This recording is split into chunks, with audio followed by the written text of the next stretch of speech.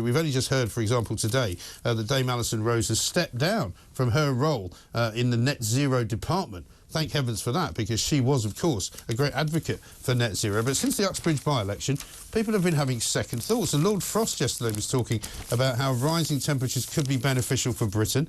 So let's find out where we are exactly with net zero. Andrew, very good morning to you. Welcome. Morning, Mike. Thanks very much for joining us. Net zero is a subject that you and I have been discussing for quite a while now. It does seem to me that maybe the tide is turning slightly, because as more and more people realise that they don't want to spend any more money on the government and their crazy kind of claim that they can somehow make the earth a better place by charging us yet more tax. Do you think there's a bit of a chink in the armour?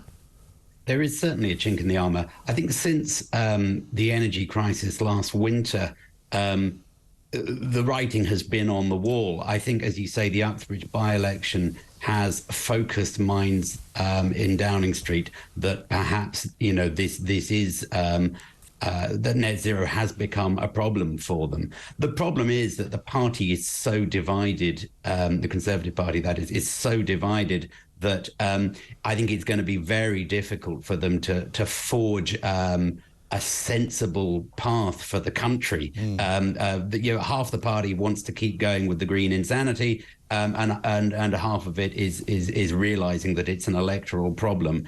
There's a chink in the armour, but things aren't going to get better anytime soon, because, of course, you know, if we don't get a Conservative government, then we'll probably get a Labour government, and they are even more crazy on the decarbonisation front than the Conservatives are. Yes, although I was reading a story in the Sun today by Harry Cole about Keir Starmer's flip-floppery, and it really is quite extraordinary. You know, back in 2019, he was hailing Extinction Rebellion demos in London, signed up to a pledge to keep lobbying for a London-wide ULEZ, but after the by-election last week, he's now apparently saying the Mayor of London should reconsider expanding the ULEZ zone.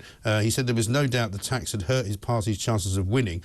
But in May 2019, he helped to launch Camden Council's Clean Air Action Plan, which vowed to push City Hall to expand ULEZ. So, I mean, wherever you look, Keir Starmer's got a different opinion on it. Yeah, absolutely, and of course this is a problem across the political spectrum. They just don't know which way to turn. It's clear that the costs of net zero are going to be hitting home in quite a hard way over the next few years, and at that point, net zero will become an utter and total political liability, and the parties that have supported it in over the last few years are going to look pretty stupid, because they're going to have to do a great big U-turn. That's great.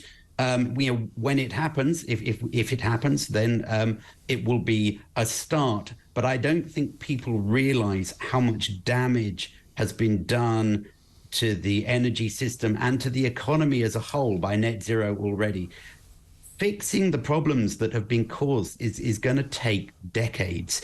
We're not going to have cheap energy again anytime soon, probably not in my lifetime.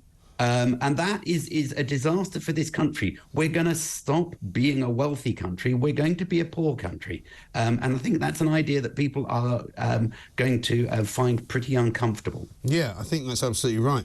Because we're told by Michael Gove, even though Rishi Sunak was kind of hesitant about it, that there's no going back on the promise of getting rid of brand new petrol and diesel cars by 2030. We're also told that the green levies are going to be put back on, that we were paying £170 a year for on our energy bills, which was taken off by Liz Truss. You know, there's a lot of confusing news out there, I suppose, is what I'm saying.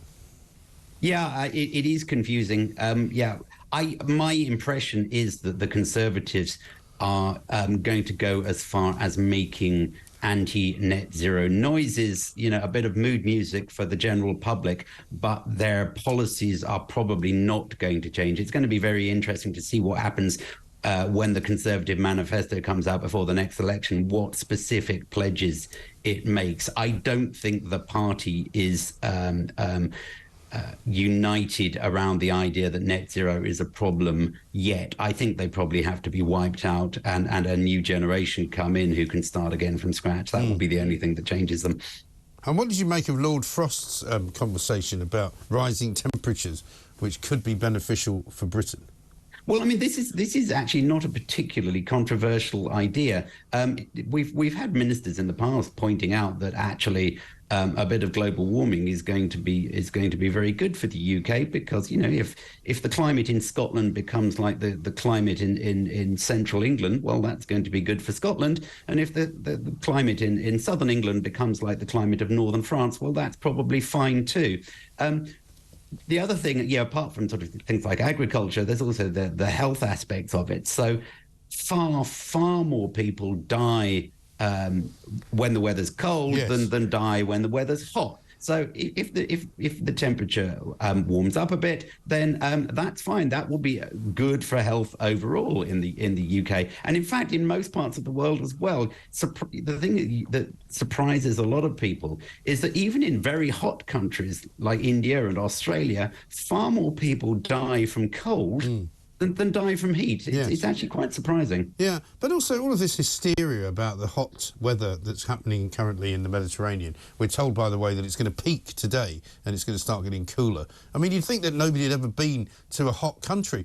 I was reading a report by some reporter the other day who said, I've never been in anywhere this hot, and it was 38. And it's like, well, try Dubai, mate. Try New York in the summer. Try going to India. Try going to almost any country in the Caribbean. Hot countries get hot. I can remember going to the south of France, 25 years ago, and it was 42 degrees. I mean, this is really nothing particularly new. And when they get all hysterical about wildfires and things, well, anybody would think that it used to rain in the south of France in summer. I mean, it's utter nonsense. It's just. It's Project Fear again, isn't it, Mike? Well, it is. I mean, the hottest temperature that they've received so far in Greece this summer is 46.4 degrees, recorded on July the 23rd in a place called Githio. I'm not sure if I'm pronouncing that right. That is only the 10th hottest temperature recorded in Greece over time. The hottest being 48 degrees, which was recorded in Attica in 1977, July the 10th. Second hottest, also 48, in a place called part of Athens, also July 10th, 1977. They also had heat waves in 2007, in 1958, in 2021, in 1973. The list goes on and on and on. But you'd think, when you read these ridiculous reports, that this is the hottest it's ever been. You think that absolutely, and it's not in true. Some ways, it's actually rather surprising that we're not. If we are getting global warming, then it's more surprising that it's surprising we're not getting more records broken than we actually are. I mean, if you look at the hottest temperatures recorded in American states, most of them were recorded in the 1930s, not this century. It's like that. Even if you have no climate change at all, you should get odd records being broken just because the weather changes at random. So the existence of a record is not cause for alarm. Right.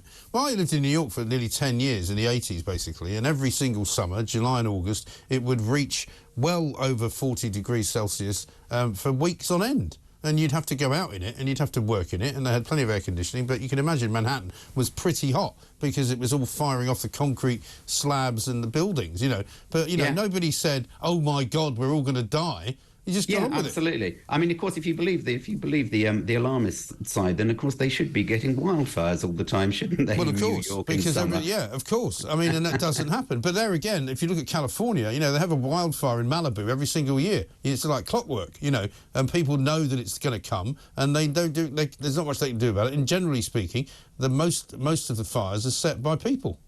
Yeah, well, I mean, this appears to be the case in Rhodes, doesn't it? Yeah. There seems to be they found some gas canisters or something which looks to have started the fires. And again, I think this has happened in other places where there's been wildfires in recent years. But there's nothing you can do. The alarmists are always going to go out there and claim that it's something to do with climate change. And it's like clockwork. They just come out the moment it gets hot or it gets cold or it rains a bit. They're out there saying it's climate change. Let's panic. And we ought to be laughing at them really, because they are so ridiculous about it now. now. They really are. It is a ridiculous conversation, I must say. Andrew, good to talk to you. Thanks very much indeed. Andrew Montford, director of Net Zero Watch there, as sceptical as I am about all of these claims that, you know, the world's on fire, the world's burning up, it's holiday hell. I mean, if I see another report from that guy in Rhodes with a blue sky behind him and what looks like a very pleasant-looking day, I don't know what I'm going to do. I might just have to hurl myself out the window.